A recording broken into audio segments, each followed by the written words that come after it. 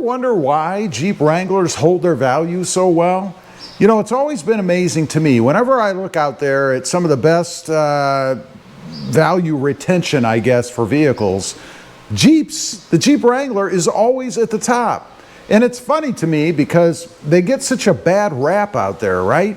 Everybody always talks about the quality and reliability, but nonetheless, they're still worth, really, I think, the most, at least in their class anyway, when it comes to trading them in or trying to get a little bit of money back, right? So what does it say here? It says Jeep Wranglers hold their value remarkably well, primarily because they suffer from very low market depreciation, as I just said, driven by massive consumer demand and a distinct lack of direct competition.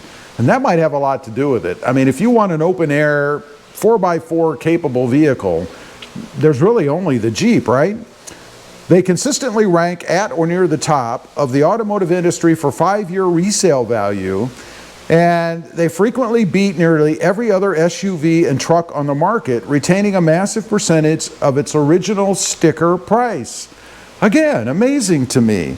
So, what are the 5 core drivers, it says here, for resale value of the Jeep Wrangler? Minimal structural changes, number 1, and slow styling evolution.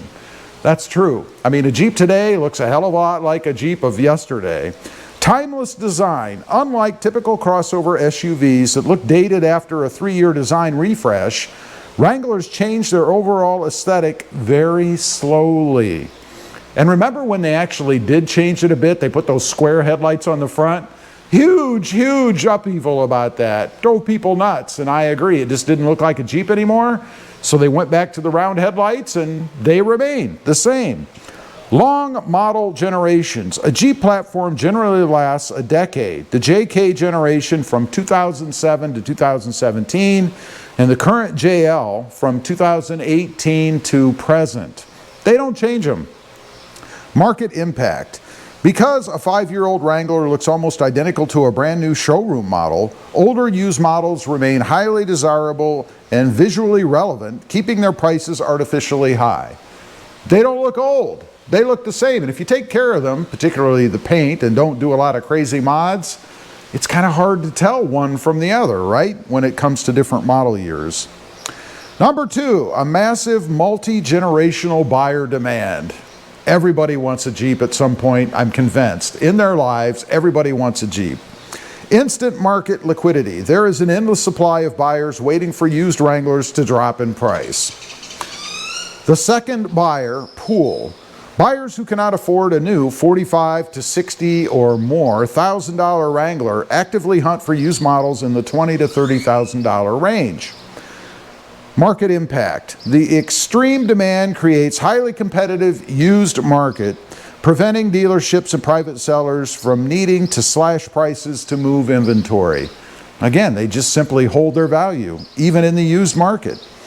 A scarcity, number 3, a scarcity of direct rivals. We touched on this a little bit earlier. The only game in town, historically.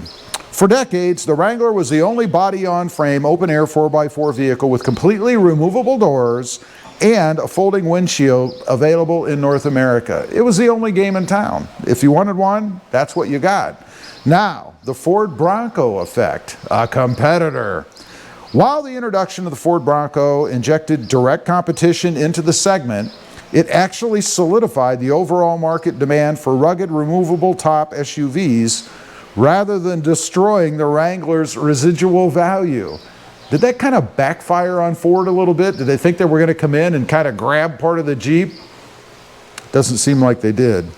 Market impact. Because they aren't competing in a saturated market flooded with identical commuter options like midsize crossover segment vehicles, Wranglers maintain their premium pricing power.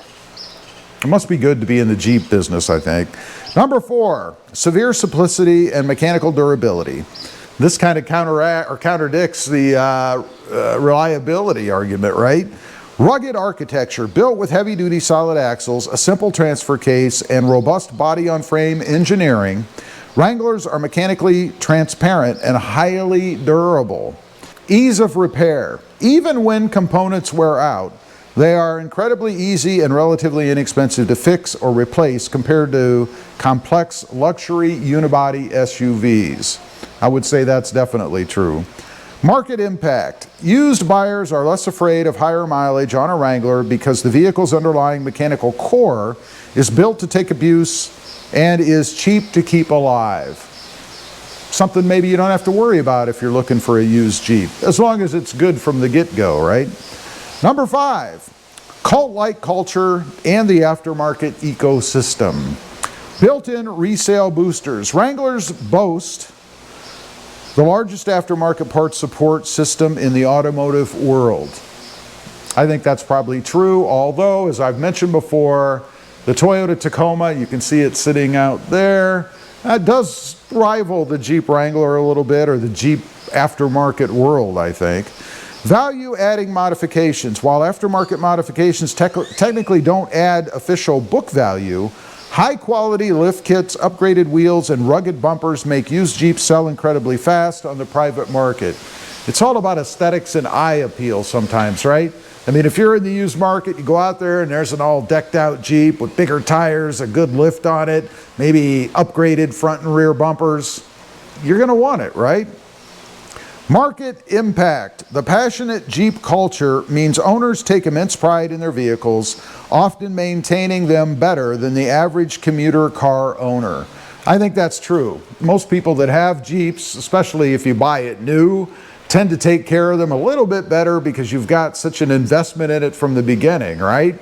And it's interesting to me, if you want to know who the competitors are, or maybe who the top is in a particular segment, all you have to do is look at some of the other vehicles out there, and you'll find that there are many people that criticize and dog the Jeep. It's probably the #1 mentioned 4x4 platform. Whenever you're discussing 4x4 platforms on the web or in forums or whatever, everybody always likes to pile on and dog the Jeep, right?